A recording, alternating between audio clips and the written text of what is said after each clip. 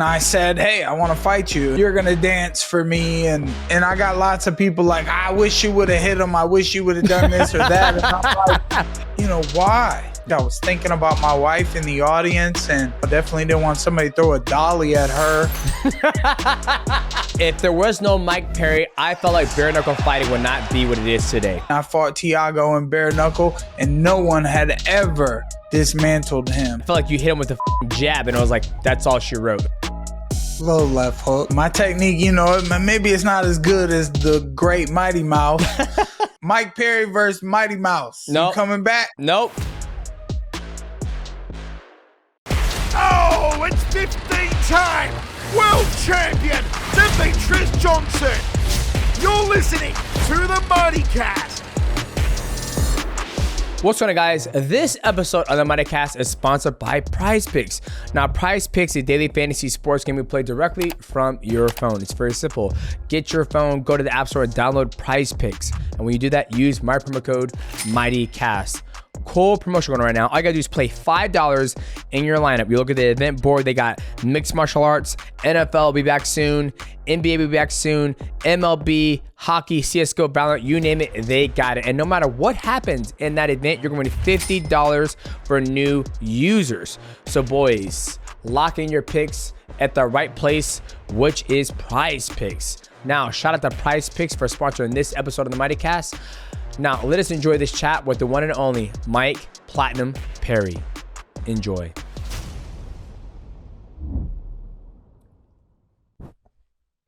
There it is, champ. I see you.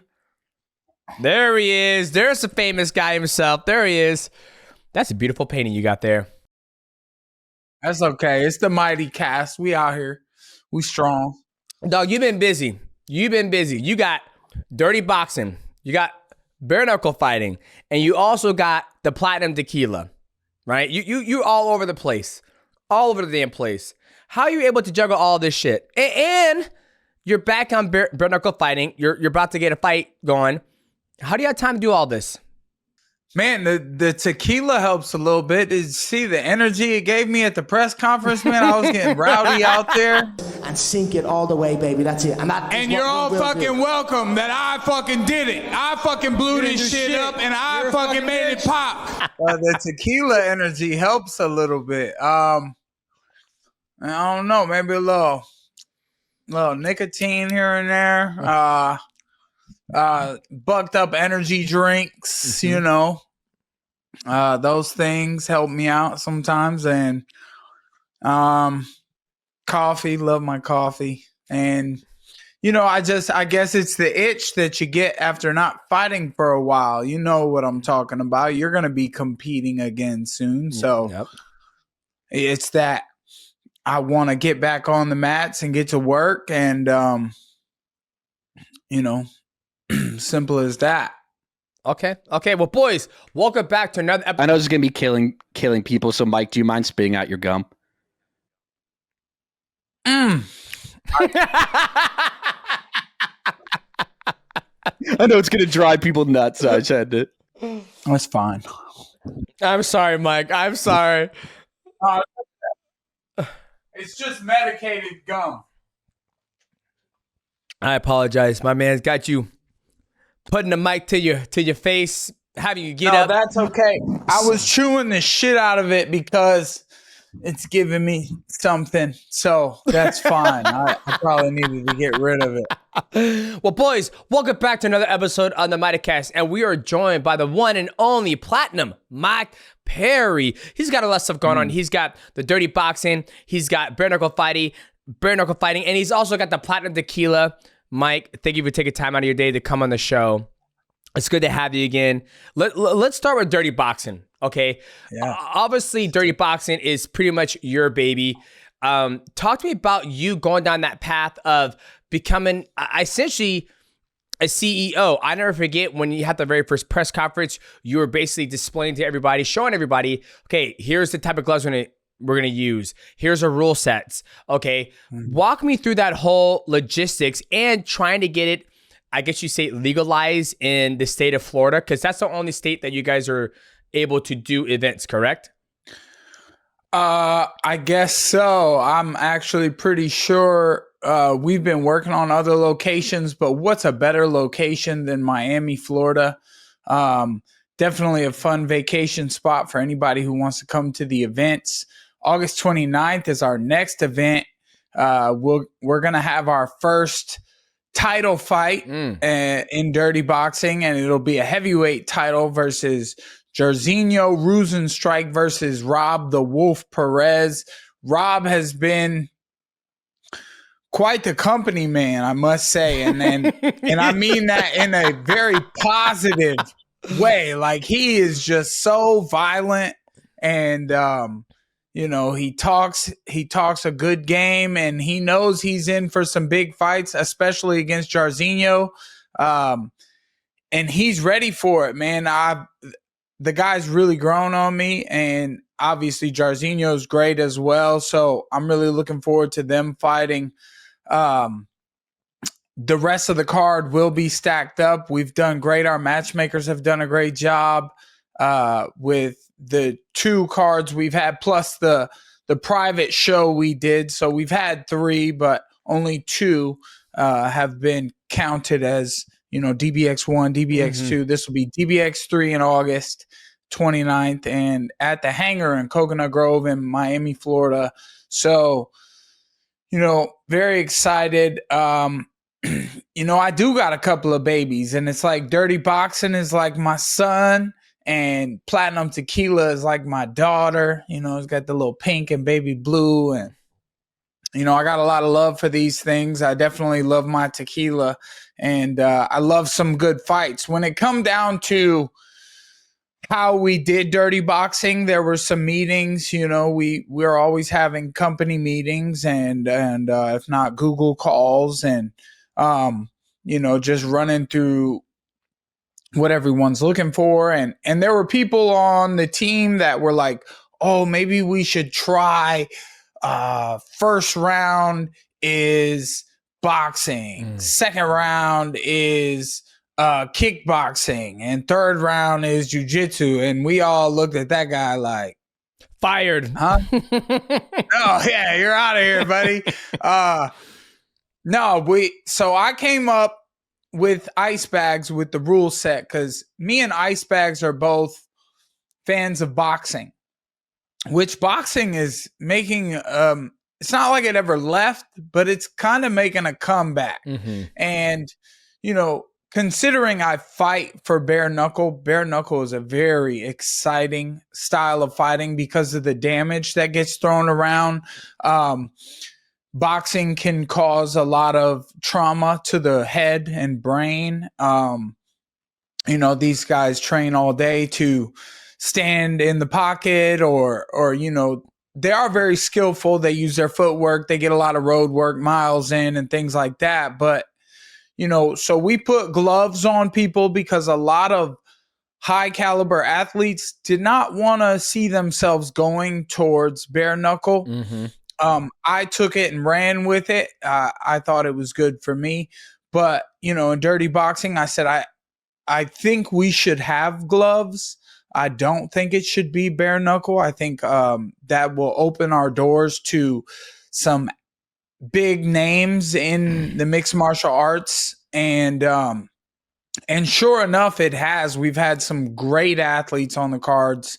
With Andrei Arlovsky, who has made his way to bare knuckle now. We've had Yoel Romero a couple of times at main event, Jairzinho, and our last card had 8 former UFC fighters on it. So we've gotten the level of talent that we've wanted, and the way I saw it, it was like, that's how mixed martial artists train. Yeah. We go to the gym, and if we're not wearing our 16-ounce gloves and we are doing MMA rounds, sometimes we do MMA rounds with 16-ounce gloves. But sometimes we do them with the 4 to 6 ounce gloves, the training style pad, and we practice our hand game and, probably some kicking. But the way I saw the kicking was that it's more used to slow the action. You're still getting some head kick action in the UFC these days. Some people are still getting dropped with those head kicks, but most of the time the kicking is to create range and distance and stall some of the very fast-paced fighting that you get with just all hands and upper body striking. So with the upper body striking, we got, we're allowed to do Superman punches. In boxing, you're not allowed to, your feet aren't allowed to leave the ground. Spinning back fists. In boxing, you're not allowed to spin or turn your back to your opponent. In this game, if you do turn your back, you can throw a mean strike that some people don't see coming. So, and then, we also have elbows, which really takes us over as the only combat sport of our style. We're in our own lane with boxing with elbows. And if you knock your opponent down, you can ground and pound for the finish. As long as the ground and pound is active and you are, persistently trying to land strikes to your opponent without going to the ground. No knee on belly, no mount, no grounded positions. So it's all standing, striking, aiming for the head or body. And that's what we wanted. All action at all times, kind of phone booth in a small ring, and give these guys just a little bit of room to set up their strikes. Now you said when you go to the ground and pound, if I'm pounding somebody out, I have to stay on my feet. So I can't go knee on the mat, knee on belly. I can't mount. Now, when I do that, can the guy who's getting grounded, who's getting pounded, can he get his guard back, or can he wrestle up? Like, how does that work? Because I feel like if I get dropped, somebody starts raining down punches. Am I able to wrestle up? Am I able to get a guard and try to stop and get my feet in there? Like, how does that work? Or once I get a guard, it's like, stop, break, back to your feet. Right. I think that's been an issue for some athletes. I think some who understand combat sports and the fact that, it's protect yourself at all times. And that doesn't just mean covering your head. Yep. That means doing what you need to get the fight back on its feet, or get yourself back on your feet to continue the boxing. And if you want to throw some De La Riva, if you want to grab an ankle, if you want to try to trip the guy's feet up, if you want to, roll over and grab and go for a takedown in order to reset the combat, that is definitely allowed. Up kicks are a very iffy area because we wear shoes, so you can't throw an up kick to the face. Yep. But if you're beating my ass and I'm probably gonna kick you in your face. Like, I'm gonna do what I gotta do to get back to my feet. So, don't listen to me exactly on that one. That's just me talking some shit. So don't start throwing up kicks, guys, because the referees and the commission might disqualify your ass. Yeah. But if you want to push off of their body, almost like a kick to the stomach or something like that, or try that De La Riva guard, or work your wrestling to get back to your feet, or even try to take them down for a short just a short recess, that they will stand you back up and the boxing will continue. So, just whatever you got to do to get back up within the means of the rules. And the rules, are very violent anyway. Yeah. So we're all about, protecting the athletes. And, that's a beauty about punching with the small gloves, against bare knuckle. You're not getting cut like that. Yep. And you are still getting quite the impact, but not as heavy as a big glove. And, maybe you can't take the punches as well because it's a smaller glove. So the concussions and head trauma is a little bit less, for sure. And then you said something too that caught my eye, the commission. What was it like trying to get these rule sets and, the whole thing approved by the commission? Well, the commission and the referees, I'm I'm not exactly sure if they're one and the same, but you know, we all work for the commission, and they're fans. They love, you know, giving athletes a chance to compete and better their lives and you know, make some money putting on entertainment. And you know, luckily, I think a lot of the Florida State Athletic Commission loves me, and you know, we're all fans of Johnny Bones, and you know, he's our newest partner, and you know, we just love a very entertaining, action-packed style of fighting. So we've had a couple meetings with referees about making adjustments through, you know, we had DBX 1 and 2, and we've made some small adjustments. And I thought the referees did a great job in DBX 2 in allowing the action to take place a little bit. They did have to, you know, take some things. There was one fight that maybe set up for a rematch because there was an eye poke, and then there was a devastating elbow landed, which caused a lot of damage on the eye. Either it was the eye that may have been poked, and then there was some clinching going on where a hand kind of went across the face. So then the fight got called as a disqualification. The guy, but you know, pretty much you can see on the footage that a lot of the damage was from an elbow that landed. But the guy with the bad eye, he ended up winning. So they've been in talks about resetting that fight and that matchup up again. And, you know, I don't know if that's taking place August 29th. All we got right now is our main event. And then I'm sure the card is stacking up. What's going on, guys? This episode of the MightyCast is sponsored by True Classic. It is one of my favorite staples in my wardrobe. The clothing is very, very buttery soft. It fits right out of the package, and it makes shopping that much easier for you guys and myself. I don't have time to go to the store and buy high premium clothing. So what I do is I go to trueclassic.com and they ship it directly to my front doorstep. Now, right now I'm rocking the polo. Typically I'm rocking just a basic t-shirt, whether it's white, black, or gray, with the Rolex and the gold chain. It's very classic and it's very Vogue, and you can go anywhere with it. So if you guys want to upgrade your wardrobe, go to trueclassic.com/mighty, and that's going to help you save when you complete order. And guys, it is the summertime. Don't be wearing the old crusty shirts you've been hanging on to all winter. Upgrade yourself. You deserve it. Treat yourself. Go to trueclassic.com/mighty to upgrade your wardrobe and get some buttery soft clothing on that body, because you deserve it, and you guys know damn well I deserve it. Shout out to True Classic for sponsoring this episode of the MightyCast. Now, let us get back to the chat with Mike Platinum Perry. Damn, man, you're like a full-blown promoter.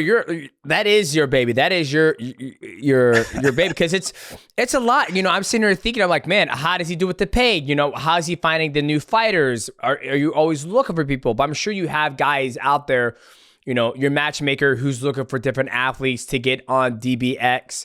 And I remember when you guys came with the first DBX 1 and DBX 2. Now you said DBX 3, it was not 3, it was a private event. Why did you go to a private event and the first two were open to the public? So no. So the first one was a private event. I thought the last one you did was private. The first one. And so we didn't call it DBX 1. It was a private, you know, a trial show. Gotcha. And we got big hits on that. Everyone loved it. There was lots of impressions on social media. So then we released it, DBX 1, and then DBX 2. I can't remember dates for the life of me. If I didn't fight, when I fight, I remember the dates, surprisingly enough. When I'm not taking hits, you know, and I'm commentating here at DBX. I've been a commentator for the first two real shows that we had. So DBX 3 is open to the public. We got about 1,200 seats. We've sold a bit already since announcing maybe yesterday or the day before we announced. So people are looking forward to DBX3. It's always a good time. We always have a party when we're down there.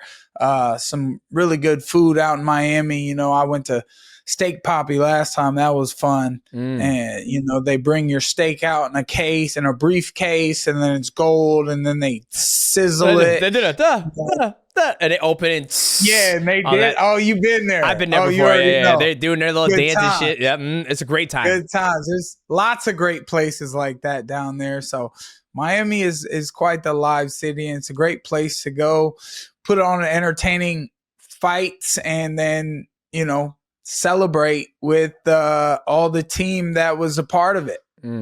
I love it. And then if you can't make it to Miami, what do you guys like? How can you watch it? Is it on YouTube? Yep. Is it on Kick? What do you guys stream it on? Yes, we are on YouTube for free, and we do stream on other platforms as well. Like, I think in less than 48 hours, our last at DBX2 on Twitter had 8 million views. Wow. So a lot of Twitter watchers were watching. You know, boxing just killed pay-per-view. Yeah. Crazy. So lots of comments there about Dana White. It's like, whoa, what the hell? And Dana White's involved in that boxing match. So, you know, with Turkey Alashiki and so they're making big changes. You know, a lot of stuff gets stolen anyways. The pay-per-view has been dead for quite some time. A lot of people know how to use their internet and computers now. So we're all trying to find that new way. And we're just giving this stuff away right now on YouTube. I think it is on Kick as well. So wherever you like to watch, I would like for everyone to tune into YouTube because it's free and we'll rack up our views on YouTube. That's what I want to see and do. Obviously, we had the 8 million views on Twitter, and you got these softwares that you can use to put all your platforms together on one page, and it shows you the growth in your categories. And, you know, we have had bits of growth over 150,000 each DBX. So, you know, we went from like 10 million to 10 and a half. And I think last time we had like 11 to 11.5 million across all platforms. So, you know, I'm still learning a lot about the business, but I've always been a promoter. I've always promoted myself and my fights. I got people to tune in, and, you know, it's not just because when I did fight, they knew what they were in for. Like, I go for it. You know what I mean? Well, I love that you're doing it because I feel like you guys found a niche for the public, because there's a lot of people who watch mixed martial arts who don't really like watching, you know, the ground game. They want to see just all stand up and banging. They like the elbows. They like the Superman punch, right? You know, when it comes to kicking, I think kicking can be used in a way to where you can use it, you know, blow out somebody's liver, break their arm, high kicking, push kicking to set some up. But obviously you have to know what you're doing. You have to know what you're watching when you see people kicking, right? Like I always tell people, Southpaw versus Orthodox, free kicks all day, no receipt attached to the purchase when you try to buy that liver. But I felt you guys found a niche where it's like, hey, we're just going to do stand-up. If you drop them, you can ground and pound, get back up, and keep the action going. And the numbers speak for themselves. You guys are killing it. So shout out to you. And I think you're still learning, but I think you're so passionate about it that's why I think people get behind it. Because obviously, when you fight, we all love to see you fight, but now to see you kind of take your passion somewhere else and put it into DBX, I love to hear that it's being successful and a growth. And DBX3 in Miami, you said it was August 29th?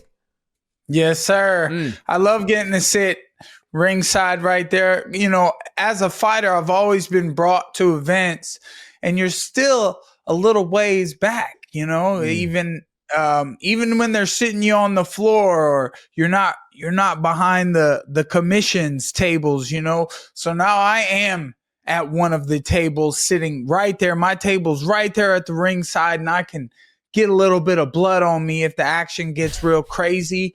The fighters just, they see me, they start yelling at me. It's very entertaining to sit really ringside and just see all the action. No one's walking in front of you. You can just see every strike landed, and then, let the people know what you're looking at. Yeah. Why a ring instead of a cage? Well, it's boxing. Okay. And, the cage is surely interesting for some things. It's quite, I'd have to say, looking through a cage, there's nowhere you can look through the cage and not see something kind of in your view. Mm-hmm. Like if you were looking at me like this. Yeah. But through the ring, and we have very small ropes. Our ropes are like this thick. So if you get trying to rope a dope, you're going to get your back hurt on the ropes. And, it's very easy to see through, especially over the top half of the ropes where you're getting a lot of your upper body striking. You can see clearly what these guys are going for. So, it's just, we're big boxing enthusiasts, and it's one of the older combat sports. It's been around for over 100 years, and I've always been a fan of, lots of styles. Like Roy Jones Jr. lives close to our partner and owner, Ice Bags, and they're friends, and they live up there in Pensacola, Destin area, and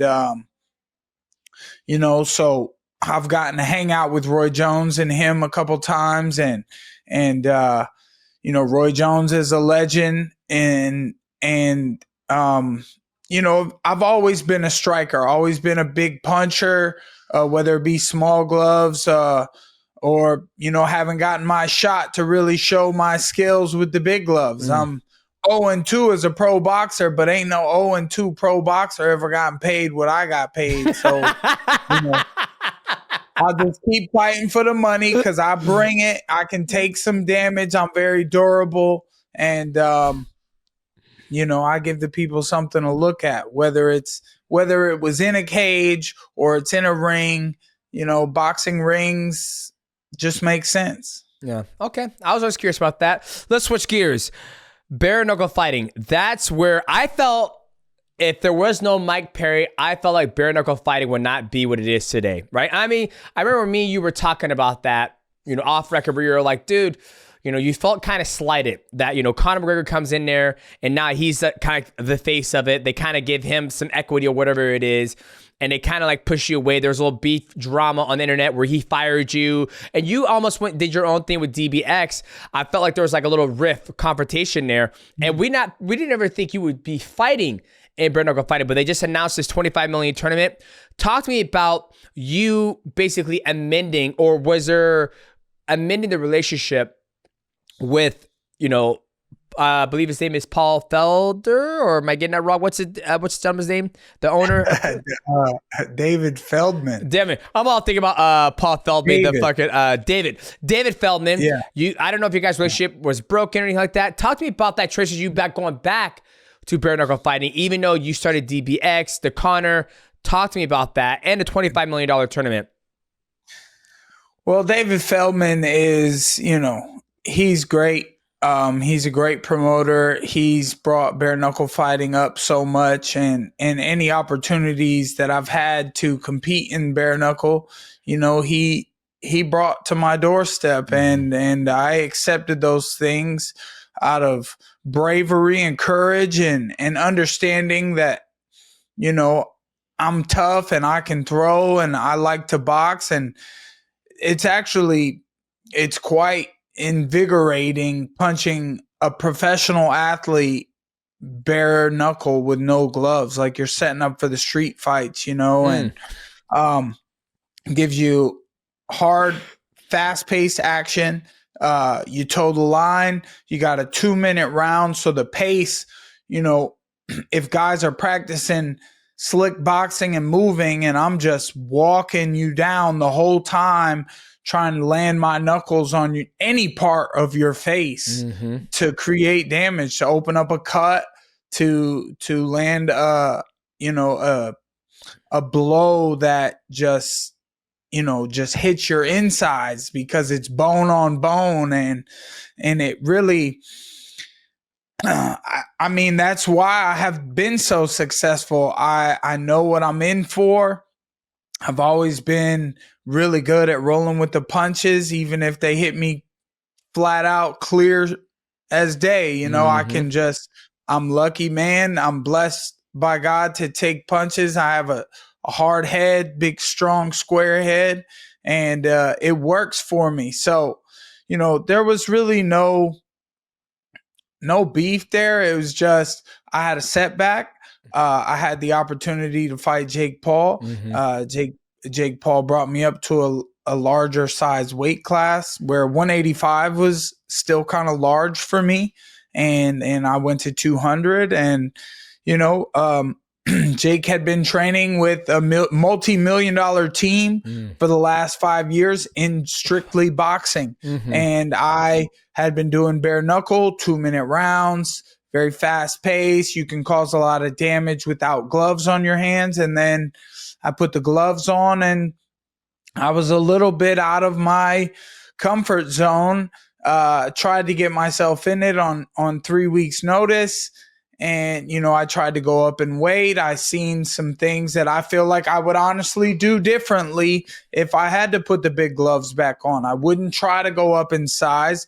I would stay sharp and hard and fit, do a little bit of lifting, but more so just strictly boxing. And, I fought a boxer, a 27-3 boxer, back in Triller Triad Combat before I went to bare knuckle. And when I fought him, I was able to use a lot of dirty boxing rules. I was no spinning back fists, no elbows, but I was able to grab him and use MMA striking techniques that I have used my entire life in getting into the UFC. So, it was real team MMA versus team boxing, and with a little bit smaller gloves. So I was able to surprise him with some of the grabbing and holding and pushing and pulling that you can't do in boxing. There is no grabbing, turning, pushing, pulling, and holding in boxing. If they hold, they'll warn you, they'll separate you, and the boxing continues. But in Triad, I was able to really get a hold of my opponent, put my weight and pressure on him, which is what we do in MMA. We put people on the cage and we make them carry our weight. That took its toll on him, and I was able to get the win that night. And then, I've just been successful in bare knuckle, where I'm able to land these clean boxing punches with no glove, no protection. And, after my first one, David Feldman told me, these guys squeeze their fists so hard. And so that way, when you make that impact, because for the longest time I boxed like this. And then when I throw the punch, I try to close the fist. And that destroyed my hands in the first fight. And so then from there, I just took that and just squeezed my fists at all times in training. And so I'm already squeezing before I land a strike.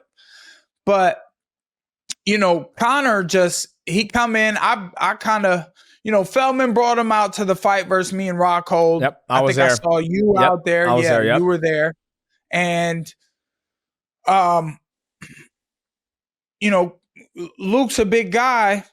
And he's going to fight Darren Till now. Darren Till's getting my scraps, I guess. But Luke Rockhold wanted gloves. He wanted gloves. So he's going to try the boxing again. Maybe we'll see something good out of him, but I don't know. I think Darren Till's been pretty good in his boxing. He's 2-0 over there in Misfits, and they got to be fighting for scraps is what they're fighting for. So, I know Bare Knuckle tried to offer Darren something large. Maybe he had some problems with Misfits getting to that opportunity. I think it's still something that all sides are working on making happen at some point. And I don't know on which side it will happen on. I'm pretty sure I want to do it bare knuckle, but Conor come in after that Luke Rockhold fight. I brought him in the ring. I guess Chael Sonnen said Cowboy Cerrone was mad because he was there. Well, Denver was his town, but I thought, Conor smashed Cowboy in a short amount of time. Yep. When I fought Cowboy, he was very smart about it, very protected himself at all times. He stayed out of range and he tried to use his kicks. I stuffed his takedowns. I took him down, and he knew from times that we have grappled a few times together before that fight, that he was going to be able to. Cowboy's jiu-jitsu is incredible. Yeah. And it really is. He's a little snake down there, a boa conda. I didn't say that right, but he's a new one. Yeah. He's a new type of snake. So call the real Tarzan and catch that fucking snake. So if I hit two birds, one stone that night, we didn't know that Conor was going to jump in, but I called him in the ring because it made sense. Everybody, I was watching the stadium that night. They blew up when Conor entered the building. 20,000 people blew up. Whoa, it's crazy. He was big back then, I guess. And he's still big, but I guess he was bigger then. He was still fighting. And so he comes out and I made Cowboy all salty because I didn't call him in the ring, because Conor's more of the microphone. Like, he's gonna make viral moments just on the mic, and he can talk. And so I did that. He jumps into the show. He was supporting me against Jake. That's how it goes. And then he sets the bar where he supports you, and then you don't fucking win, he's gonna try to shut you down. But there is no me leaving the company because you said so. A lot of people in the company know, besides the guys who are there and wish they had some recognition or something for the work that they've put in. Good for you guys, but you didn't do it like I did it. I did it better than you. I am better than you, and I'll punch your small faces with my bare knuckles, and you won't fucking like it. How about that? So bring it on, motherfuckers. Okay, well, that was all over the fucking place. I wouldn't ask. I still hit the points, though. You hit all the points. But you brought something that you are a free agent, meaning that you're not locked into an exclusive contract, right? Right now, we have the Ali Act going on right now, where a lot of fighters are trying to get that signed. That way, there's free market in mixed martial arts. Now, for you are a free agent because you can pretty much do whatever you want. You fought Jake Paul. You did bare knuckle fighting. If you wanted to, you could do DBX. Now, for you, where do you stand as a free agent? Do you think there should be exclusive contracts? You have been able to box, right? You have lived this free agency life where you are in a free market, where a lot of guys let's take a guy like Ilia Topuria. He can't go around and shop and be able hey, you know what? DBX is going to offer me $20 million to fight. I can't do that because I'm locked in a UFC contract. Or, John Jones, another example, he can't go fight Francis Ngannou because he's locked in that exclusivity. Where do you stand?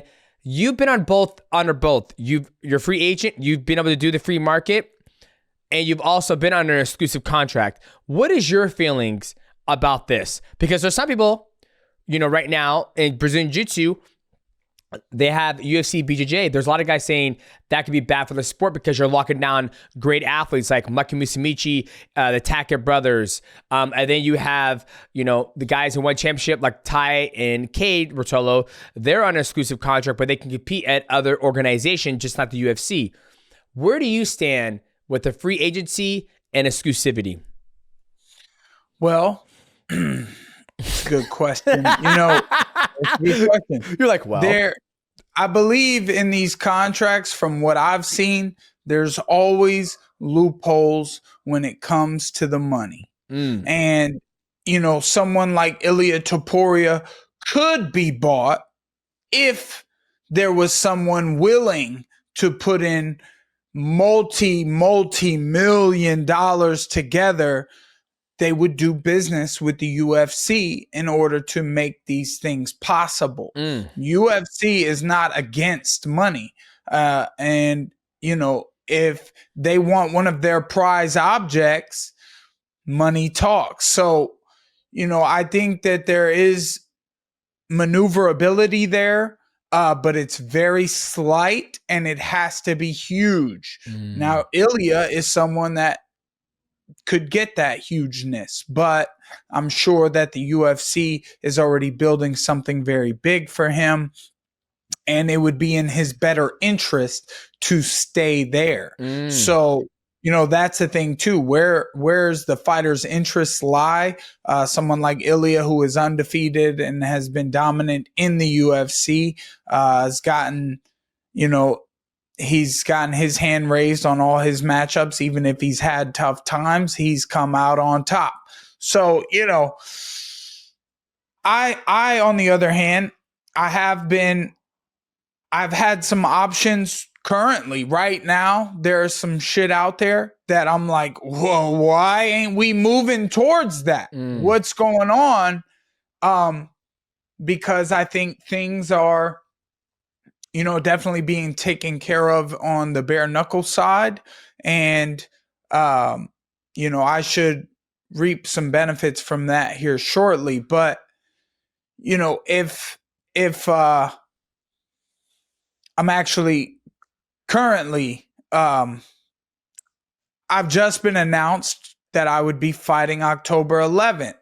They had me face off with someone who is the number one pound for pound in bare knuckle fighting, Dave Mundell, whom I've knocked out unconscious very badly 2 times in my life in MMA. Once as an amateur for free, poor bastard, and then once as a professional. I was 5-0, and he was 5-0, and I knocked him out so bad. And then I went to the UFC, and it's been, you know, a rocket ship ever since, because I never slowed down in my fighting. You know, I went into the UFC. I just fought. You know, Kevin Holland he's killing the game over there in the UFC. He's maybe on a track to fight 6 times this year, depending on how this weekend goes. And he's been very great.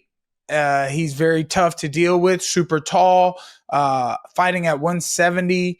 I didn't think he would do it with the power he had at 185, but he's been getting wins at 170. He makes the weight. And, you know, usually guys that are long like that, they don't have the big smackaroo on the end of their punch the way that he does. So he's been able to really do great. And I was similar, is why I bring Kevin Holland up. I was fighting a lot. I kind of wanted to be a guy that fought so much in the year, but these fights break me down over time, broke my body down. You know, the way that I fought MMA, I was taking hits a lot, like kicks to the legs and body, and I just never backed up and came forward. None of these guys hit hard enough to hurt my head. Jeff Neal did kick me in the head pretty good, but I ate that shit. And then, you know, he hit me like 6 or 7 more times. And then, you know, they said that I was ready to walk out. They were like, "Oh, it's over." I was like, "Bullshit! I just got here. What are you talking about? That wasn't me." That's when you know. That wasn't me. That's when you know you're concussed. They put me under a spell. It wasn't me. You know, so either way, man, you know, if you're a fighter and you want to get to the big time, you got to just show up, put on the performance of your life, man. Bring hell with you. Bring it into the ring with you. When they lock that door, you got to make these people feel the pain and sell it to the crowd. Here's that pain that I've been selling. Watch this shit and feed it to them. So that's what I tried to do, and I'm waiting to do it again in bare knuckle. So, but then when it comes to the free, like the free agency, you're a free agent. You go wherever you want, and you have the exclusivity. When you negotiated your contract with Jake Paul for boxing, right, and then you do the bare knuckle fighting, a lot of people don't get that opportunity to do things like that, right? So for you, do you like the free agency? Like all the guys you guys signed to DBX, do you lock them down with exclusivity, or do you like to keep it a free market where it's like you go wherever you want and fight? What's your stance on that? Because you've been able to do both. You've been in the UFC on an exclusive contract. You get your 8-8, your 10-10, 20-20, whatever it fucking may be, right? But you're also now a free agent because you could fight Jake Paul. You did that. You also fought bare knuckle fighting. I'm sure if you wanted to fight in DBX, you could do that. Which one do you think should be across the board for everybody? Well, you know, I feel like these guys all know each other. All these promoters, they all know each other. They all talk on the phone. Hey, we have something we want to do with this guy, but if you guys have something coming in the next month or two, and then there wasn't anything ringing since the Jake Paul fight, to be honest with you. And now people are interested because someone wants to get me back in the ring, and that made me wonder a lot, like, where the fuck is everybody at that wants to fight? Because since that time, and I train in here and there, but I couldn't really get a contract because I have that exclusivity. Now when they're coming out, they're giving me a date. It's like I have these other options, but I just have to. Punching someone bare knuckle is definitely intriguing. So I'm kind of open to that. My check is there with bare knuckle. I definitely want to fight that. I have 3 fights left with them. When we sign people to Dirty Boxing, we give them options, right? And any exclusive contract you've had with anyone has had options before you signed it. There was, okay, if you want 1 fight with us, we'll give you this amount of money to show and win, or strictly show up and get your check, whether you win or lose. And then also, but if you sign with us exclusive, if you're a DBX fighter, because we have signed a couple now, you get a little bit more here, whether it be show and win or just show purse, because we mix it up and we got both sides of the spectrum there, where boxing pays people just to fight. Yep. And they get if they get the win, they still get the same amount of money, or if they get the lose, if they didn't win, they still get the same amount of money. So those are options that we've had on contracts, and I think some of these fighters were like, you know what? Because another thing too is that we are competing. We are bringing you these shows every 2 months right now. It didn't start that way, but now with DBX1, DBX2 was about 2 months away from DBX1. DBX3 will be about a month and a half, 2 months away from DBX2. So, we're trying to pick up the amount of shows that we're doing because we are a new company. We are starting out and growing, and everyone is having a great time with it. So, and giving them on YouTube, there's lots of business that goes into the back rooms on the other end, and things are being dealt with, and we're getting endorsements and other companies involved. So, we've had a few fighters sign with Dirty Boxing exclusive. And if, like I said, those loopholes are probably there in all contracts, where if someone had an opportunity for some money, or actually most combat sports, most of them, probably 90%, give an out to the big show. Like if the UFC calls, you're free to go. Gotcha. Okay. And what was when you did the Jake Paul fight, how was that negotiating? Because everybody says boxers make more money than MMA guys, right? What was your experience negotiating with the Jake Paul fight? Well, I probably got paid less than most of his opponents. You know, it was a lot of like. So you made more money dirty boxing. Excuse me, you made more money doing bare knuckle fighting than you did doing a box fight against, because that was on the Zone, right? That wasn't on Netflix. That was on the Zone.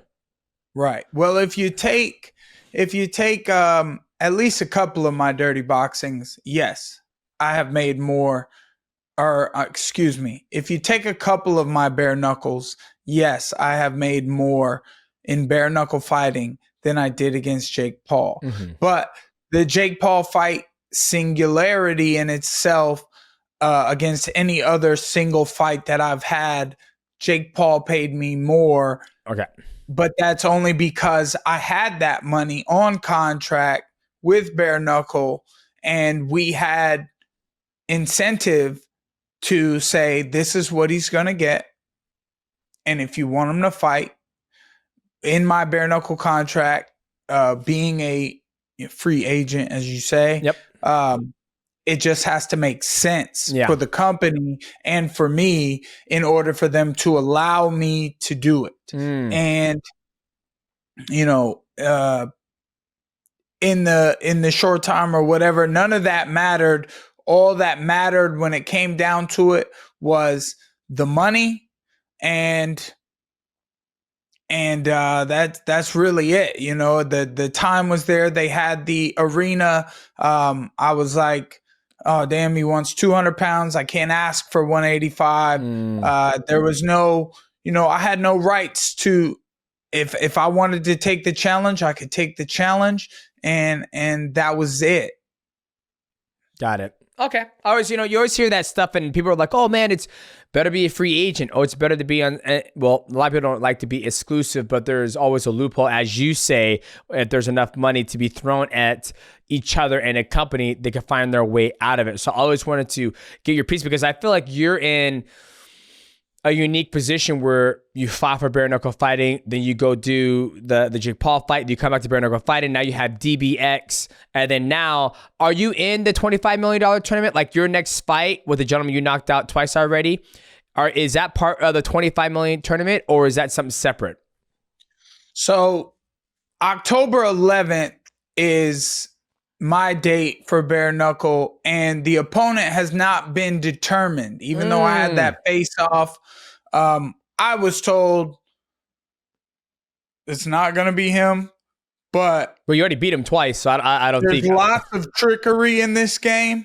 They want to play with your mind and pull on your strings and mess with you all the time that they can, which is why I get in the ring the way that I do, which is why I get violent, and because that's what it's about at the end of the day, is like, if you're going to try to showcase against me, all I know is that when we get in that ring and we toe the line, they say knuckle up, I'm going balls to the wall and trying to rip your face off. And that's what I know works. So, you know, whether it's him or it's not, because Conor said it's going to be a former UFC standout, a legend of the sport of mixed martial arts, someone who is taking this opportunity against me, because bare knuckle definitely does pay for that opportunity to face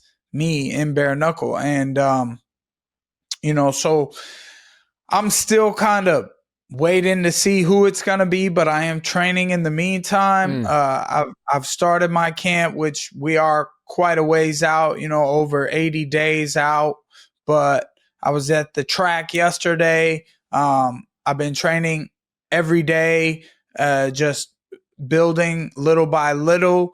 And I have this desire to, at my age of 33, I'll be 34 in September. Damn, you're fucking young. I want young. to see, you know, that's what I hear. So I want to see after all the life lessons I've had, how great I can be when I put it all together. It was nice after the Jake Paul fight. I got to dive in and spend a lot more time with family.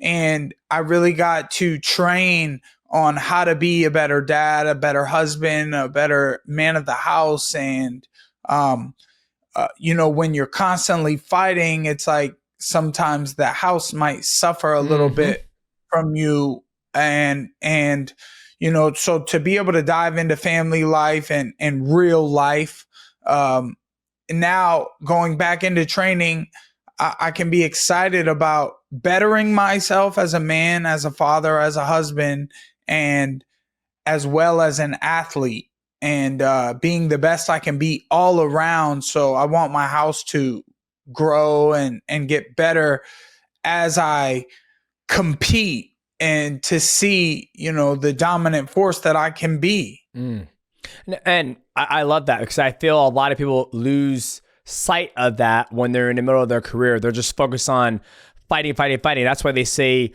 being a fighter is very selfish, because a lot of things have to be on the back burner in order to make you the best version of yourself. And I'm happy to hear that you had that time after the Jake Paul fight to spend with them, and then now it's almost like a reinvigorating for you to get back into training to be the best version of yourself, while still being the best father, husband with your family.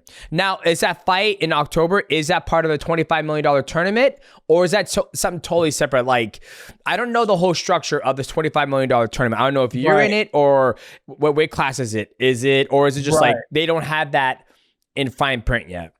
Sorry, you've had to ask me 3 times. Now, let me tell you about the $25 million tournament.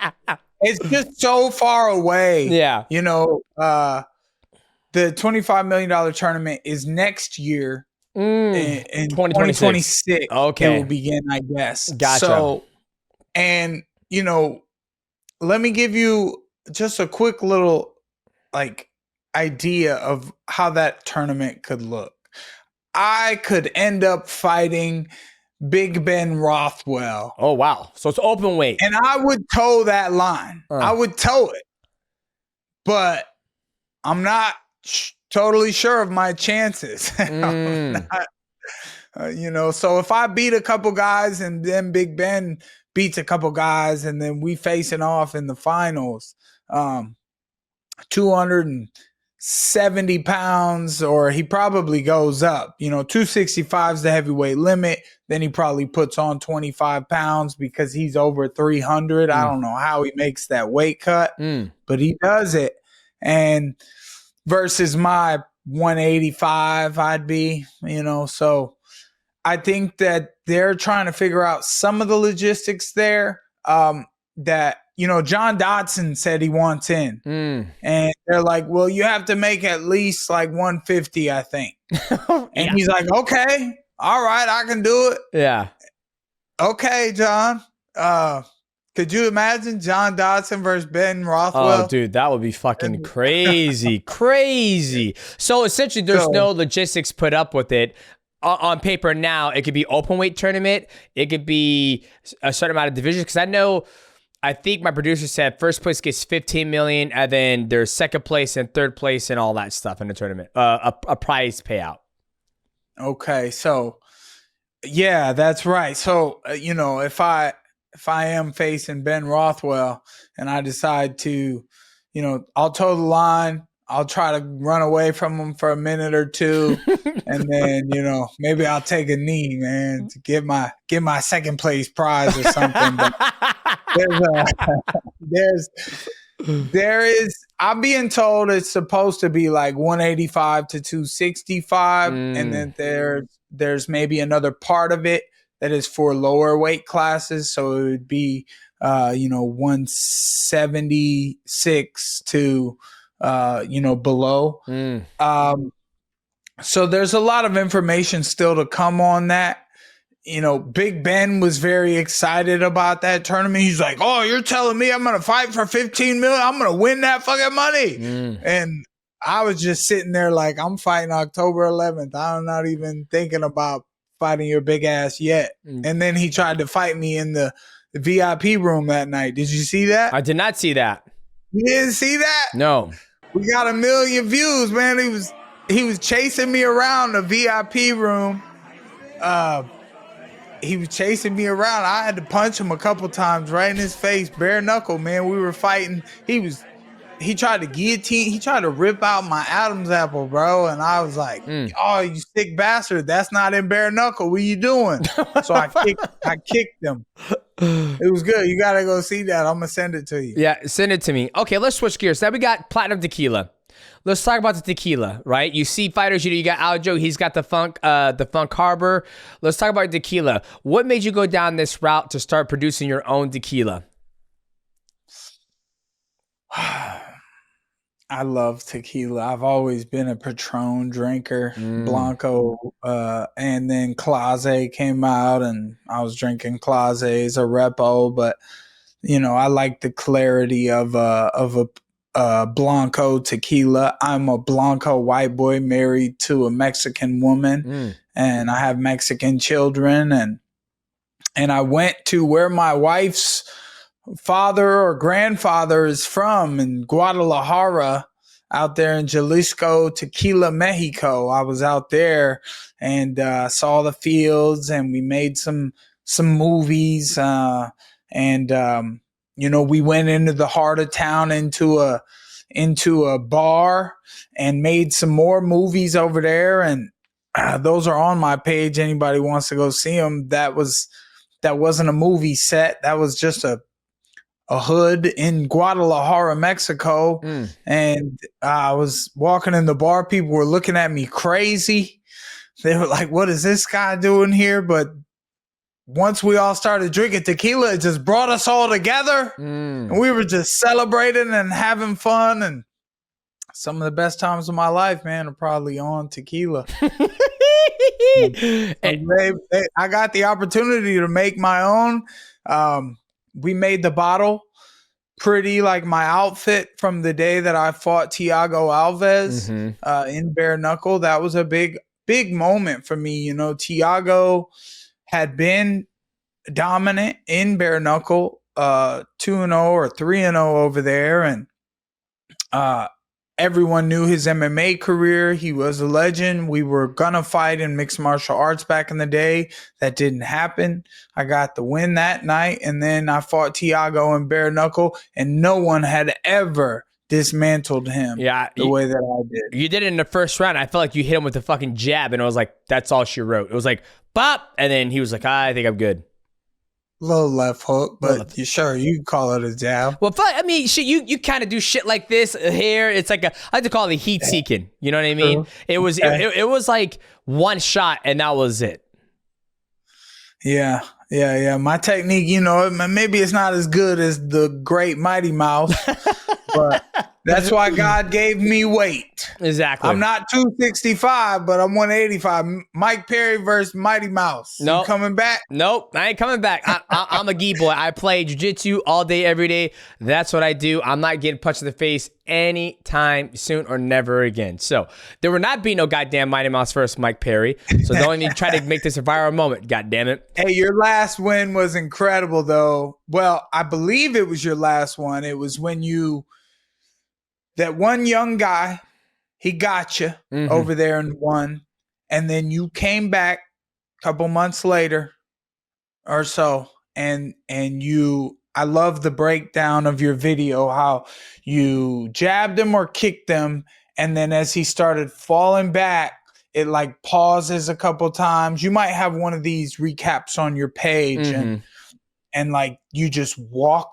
You do that MMA walk. You walk them down right to the edge as he falls into the cage. You land the craziest knee that I've ever seen. So that was just legendary. I appreciate that, baby. Yeah, that was a good fight.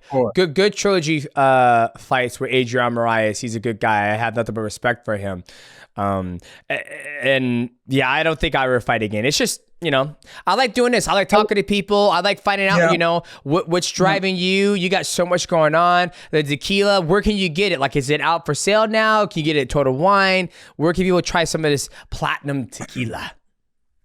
So soon it will be in stores. We have sold quite a few bottles to distributors in the US, and but we are waiting. The bottles are being packaged right now or filled from Tequila, Mexico, and they should be on their way to the States soon. It can be pre-purchased at tequilaplatinum.com. The website's really cool. Just go check it out, man. I've got a great team together with Tequila Platinum. Shout out Gabriel and Spirits. He's been doing an incredible job with the brand of tequila and everything involved. And so soon the bottles will be on their way and they will hit stores, but for now it's been a pre-order, and soon those bottles will be shipped to consumers who have ordered them. The trucks have to get here from Mexico first. Those things had to go. The bottles came from China. Approvals came from Italy. The bottles had to be sent from China to Mexico. They had to get through the ports. They have arrived in Tequila, Mexico, and they will be filled. And then the trucks will leave Tequila, come through the border at the south border in America. And first stop, I think, might be San Diego. So we're starting filling up the West, and then I know mine will be ordered. I've ordered some, and then hopefully I get a couple free ones. You know what I mean? So I can start promoting. I hope you can. It's your fucking tequila. Yeah.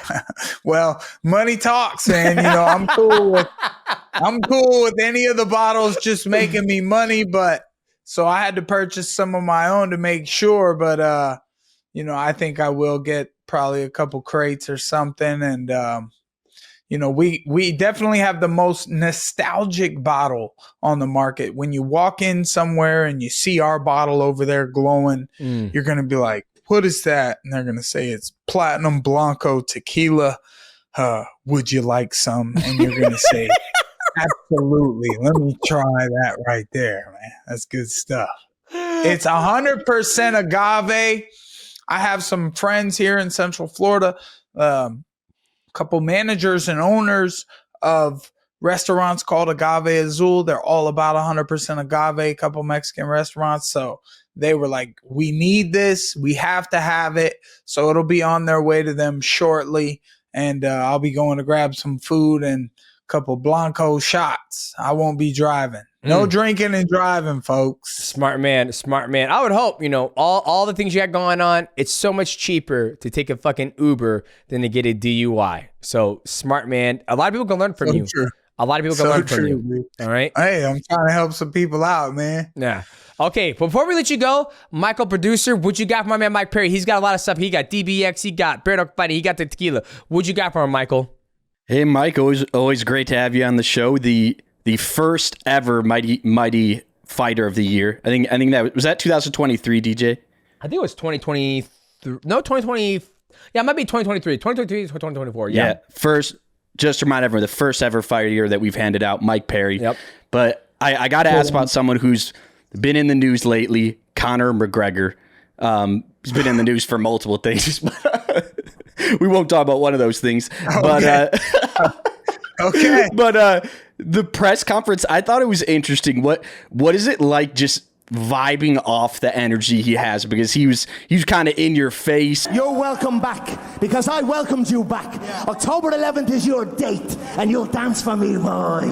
You'll dance for the owner, and then we can talk. But your date is October 11th. Michael Perry, the return of Platinum. We at first he fired you, but then you're back. So what is it like kind of just being around him, and both on the camera and off the camera? What is it like being around Conor McGREGOR?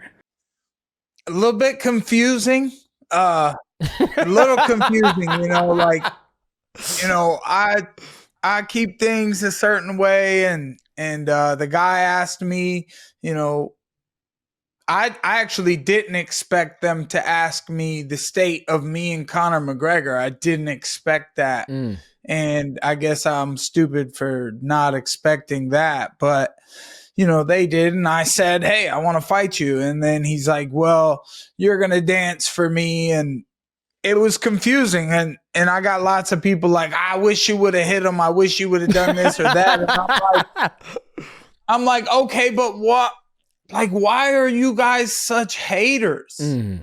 Like, technically, because he said he fired me, I should hate him, and he's kept the company afloat while I've gotten time with my family. And he is a great promoter. He speaks well. We haven't seen him in the ring in over 4 years or more. And, my first thought as a pro fighter wasn't, I'm going to hit this guy for coming and being in my face and like telling me, oh, you're fighting October 11th. Like, he did a little bit kind of steal the spark of that announcement because I called him out for a fight and he had to protect himself and was like, yeah, you'll dance for me October 11th. And I'm just like, all right, he's announcing my date. Like, yeah, I'm going to fight.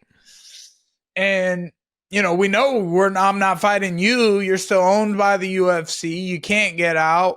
They're holding on tight to you. You're promoting for us. People are like, you should have hit him. And I'm like, why? Yeah. Like I'm a pro fighter. We toe the line and we start fair and square. And, someone hits me first or touches my face, I'm going to try to get towards them. And if I'm able to get through 5 security guards, then I will hit them. But that's part of the game, dealing with him. I didn't have any ill will or animosity. I think I was happy to be back. I was promoting my tequila. I was looking good up on stage. I was thinking about my wife in the audience and definitely didn't want somebody to throw a dolly at her or something like that. Any beef between us is between you and me, and we can handle it like men. And he gave me a date, which meant that I had someone else that I was going to fight. And, if anything, like I said, he stole a little bit of that announcement, but that's one of the more viral moments is him telling me my date that I'm going to fight some killer. Yeah. And who's willing to fight me and step up to the plate. So, that's the difference. And he did his thing promoting, and I don't know. I was happy to be back. I didn't want to get sent home again for hitting some owner guy. Yeah. No, hey, I love it. I'm happy that you're back in action. Obviously you got the DBX. DBX 3 is August 29th, and people can watch that on YouTube or either Kick, wherever you guys want to watch it. And then you can expect Mike Perry get it back in the ring October 11th, back in bare knuckle fighting. They haven't announced his opponent yet, but hopefully they do that soon. And then maybe we can see you in the future in that $25 million tournament, you taking on Ben Rothwell. I mean, you got a lot of stuff on your plate, and along with the tequila, the Blanco tequila that's coming out, platinum tequila. I mean, Mike, I appreciate you taking the time out of your day to come on the MightyCast. The floor is yours. What can people expect from you? And tell me they can support you. Thanks so much for having me, Mighty. You can expect a very vicious fight October 11th, no matter who it's against. Platinum Perry don't come to play. I come to fight as hard as I can. I put it all out there. I put it in training. Like, I literally hate training so much, and I'm so mad the whole time I'm training that I just train harder, because I think that it'll go faster, and it doesn't. And then it takes longer, and I'm pushed even harder, and I get in this incredible shape, and I'm always looking great and in shape. So, I look forward to fighting bare knuckle fighting October 11th.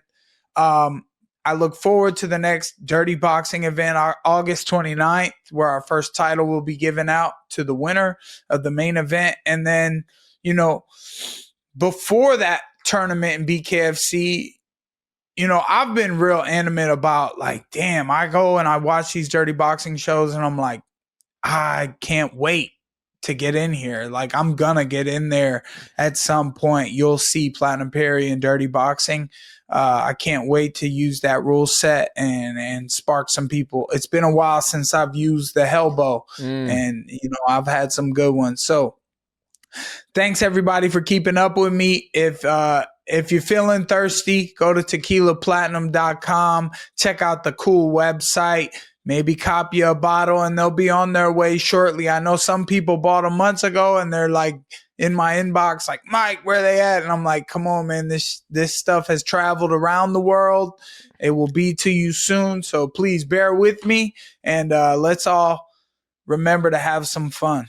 Boom. Well, there it goes. I got one more for both you because DJ, I don't know if you heard about this, but I guess Turkey Al-Shia said that Jake Paul has accepted to box Anthony Joshua. Yep.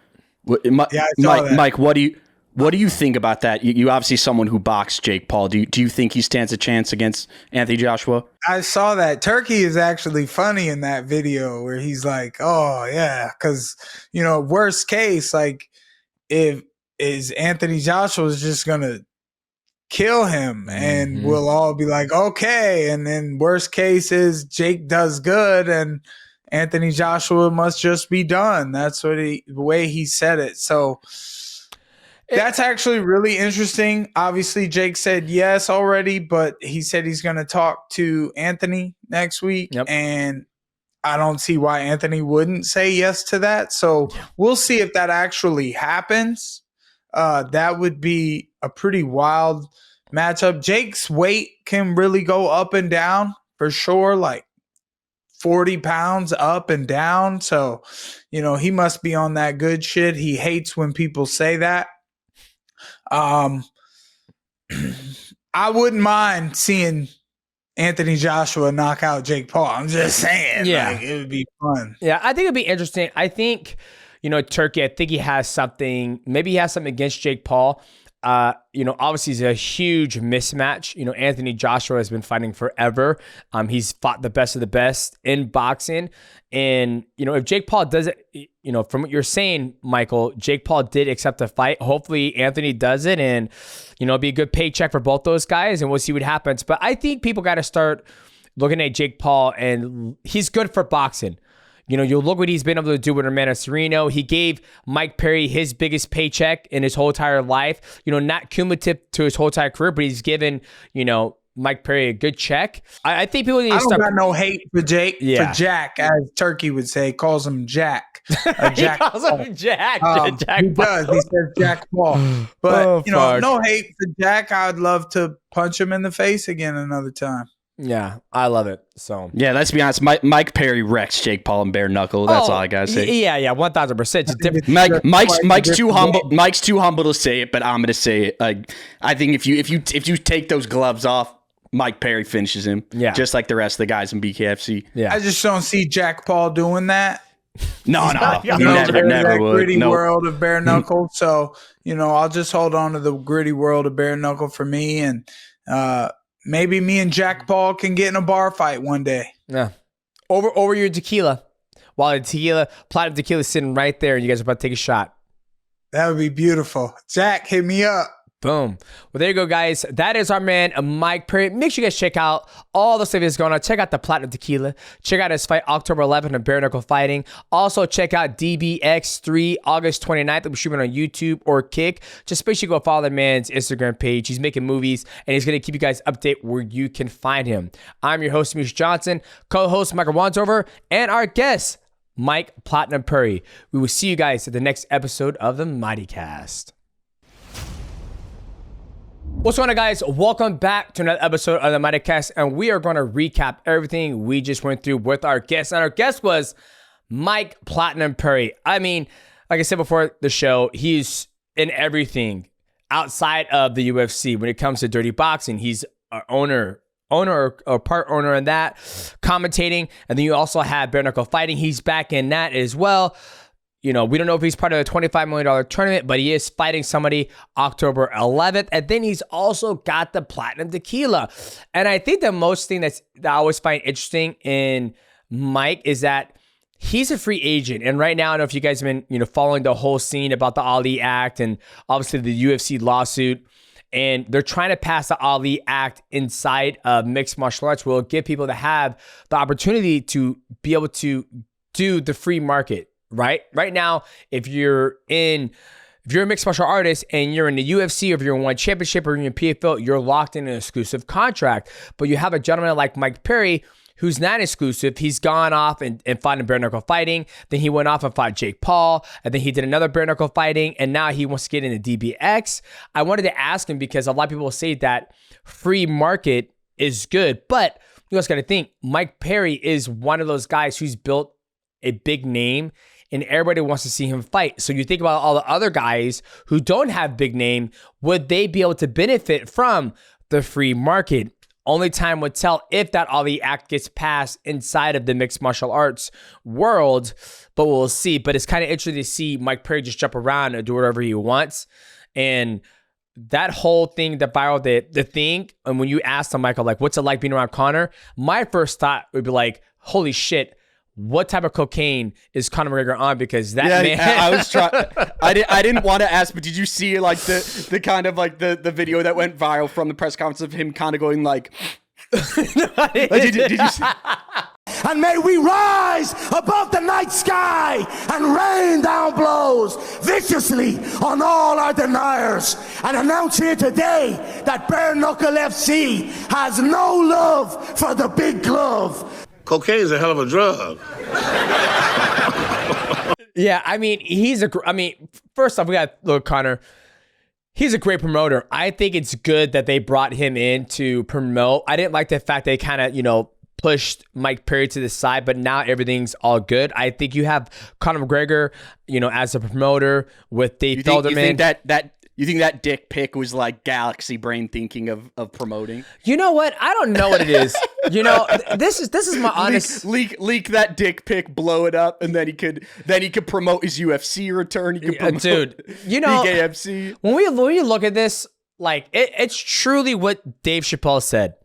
Dave Chappelle said Twitter doesn't exist unless you play there or you acknowledge it. Where you have Conor, he's sending dick pics to Azalea Banks lifting weights with his dick. I don't know if it's true or if it's not. And then you have John Jones. That'd be an amazing. Imagine someone being smart enough to Photoshop. You know what? I'm gonna Photoshop Conor McGregor's dick and put a mini weight on it. If it wasn't for the mini weight, maybe I could believe it was Photoshop. But like the mini weight's like, dude, you fuck, man. Now you're bringing no one breaks it down like shout out to Uncle Chael. No one breaks it down. Yeah, now you're bringing like that. Uncle Chael. Now you're bringing up that fucking image in my mind that I try to forget. Jesus Christ, Michael. But back to the context, you have him doing dick pics, and then you have John Jones fucking walking home at fucking 2 a.m. in the morning from a girl who's in the car, and he's threatening. It's like these guys do shit. And nobody bats an eye. You got John at the fucking ESPYs. He retires. He's back now. It's like you can't put too much stock into what these guys fucking do because obviously it's like what MMA Guru said. You can't disrespect somebody if they have no respect for themselves. That's the way you got to put it, right? And but hey, I think Conor is a great promoter. I think it's good that they have him on bare knuckle fighting because he does have that Midas touch, whether he's promoting or whether he's promoting him and his penis, lift the weights in the closet. It's always going to go viral. And I'm excited to see, who knows, maybe we could see down the line Mike Perry fighting Conor McGregor inside of BKFC or DBX. But who fucking knows, man? I can't keep track of these guys. I don't think Conor McGregor's ever fighting again. And if he does, I could see a Jake Paul on Netflix. I could see that. I could see a Floyd Mayweather rematch. I could see Manny Pacquiao. Those might be the only three where maybe the money's crazy enough where the dude could put down the cocaine and the dick weights for a 8-week camp. But other than that, yeah, he is not. He is not fighting. You said put down a dick weight for I don't know. He might be in camp now. Maybe. He's in camp now. We just don't know it. Just a different type of camp. He's not fighting at the White House. I'm sorry to break it to everyone. I don't know, man. I bet you he probably. That's why I laugh. That's why I just laugh. Like, yeah, what a world, what a time we live in, my friend. What a time we live in. We got multi-million-dollar athletes. One can't take a fucking Uber to save his life, and then you got one in the fucking the closet fucking sending dick pics, lifting weights. Hey, man. It is what it is. But let's get back to Mike Perry. Mike Perry, what a treat. He's always so gracious with his time. Got the platinum tequila. I always love when I see athletes venture off and to make their own tequila or some type of product. That way, you see he's taking advantage. He's utilizing the money he's made from bare knuckle fighting, the Jake Paul fight, and DBX to be able to create other things that'll be a long-lasting dynasty for him and his family. Yeah, we got to do a taste test of Aljo, Conor McGregor's proper 12. Oh, Jesus. And Mike Perry. We got to do a blind taste test. What's it called? Funk Harbor. Funk Harbor. Shout out Aljo made sure. We got to get. Shout out to Aljo. I think Jorge Masvidal has one too. We got to do a video, and maybe that. Are you allowed to drink on YouTube? That's the only thing I don't know. Ooh, I'm not sure, but I don't drink alcohol, so we're gonna have to. Oh yeah, that's true. We'll have to let you do all the taste testing. I wouldn't even know the difference between rum, tequila. Yeah, I've tried proper number 12. Wasn't a fan. I tried Funk Harbor. That shit was delicious. I got drunk off that. I really enjoyed that. I haven't tried the platinum tequila, and I haven't tried Jorge Masvidal's tequila as well. But if I had to go, who's better, proper number 12 or Funk Harbor, I would choose Funk Harbor. The notes are very delicious, and it's from Jamaica, so I got to go with the Funk Harbor. And just by taste, too, I'm not a big whiskey guy. The whiskey, it wasn't delicious. I didn't really like it.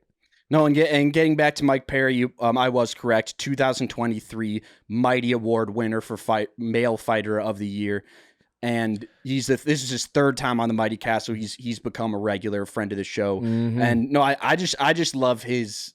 I always will say this: he is the Mike Tyson of BKFC. Yeah, you go against him in the fights, you better watch. Like, if you're going to watch a Mike Perry fight, pay attention for the first couple minutes, because that's probably all you're going to get with Eddie Alvarez, Luke Rockhold, Thiago Alves. I'm excited. Michael Venom Page. I mean, oh yeah, MVP's fucking mad. We had him on, and he's a madman for not even getting knocked out. That went to decision. Yeah, close decision. And then even did he fight? No, that was Eddie Alvarez versus Chad Mendez. But I mean, Mike Perry has fought the who's who, not just in bare knuckle fighting, but also in the UFC. His analogy of Donald Cerrone's fucking grappling, saying that he's a fucking snake, a boa, a constrictor. He goes, I don't even know what type of fucking snake that is, but real Tarzan, go get it. He's all over the fucking place, and I absolutely love it. And I love that he's been able to monetize everything. It feels like he has a strategy with DBX and the Platinum Tequila. And I'm happy to hear that he's happy to be back in BKFC, because there was a little time where he was kind of like, man, I felt like they wrote me off after everything I'd done for that company. And I can understand the way he feels, because, he did do a lot for fucking BKFC. Right? Like the Luke Rockhold fight, I was there live. The whole fucking crowd loved that fight. It was a great fight. Yeah, absolutely amazing. And we're the ones who always say that there needs to be money outside of the UFC for these fighters. Yep. And you look at a guy like Rosenstrike, who, people thought he was wrongly cut from the UFC, which, man, when you look at that heavyweight division, he absolutely was wrongly cut, because there's so many other guys on that heavyweight roster that I would cut before Rosenstrike. Yep. But giving him a platform, giving Andrei Arlovski a platform in dirty boxing, it's giving these fighters another platform to, okay, I'm sure Rosenstrike, will sign with a major promotion, but it's giving him, in the meantime, these fights to kind of get back on his feet. So I think it's awesome giving these fighters just somewhere else to make money. Yep, I agree. Well, boys, if you guys enjoyed this episode of the MightyCast, please leave a like, subscribe. Also, hit the bell to never go live. And make sure you guys check out October 11th, Mike Perry be fighting in BKFC. August 29th, DBX3. You can watch it on YouTube or Kick, wherever they're going to be streaming it. Just follow them on Instagram, and that will let you know where you can watch it. I'm your host, Demetrious Johnson. My co-host, right-hand man, Michael Wandover. We will see you guys at the next episode of the MightyCast.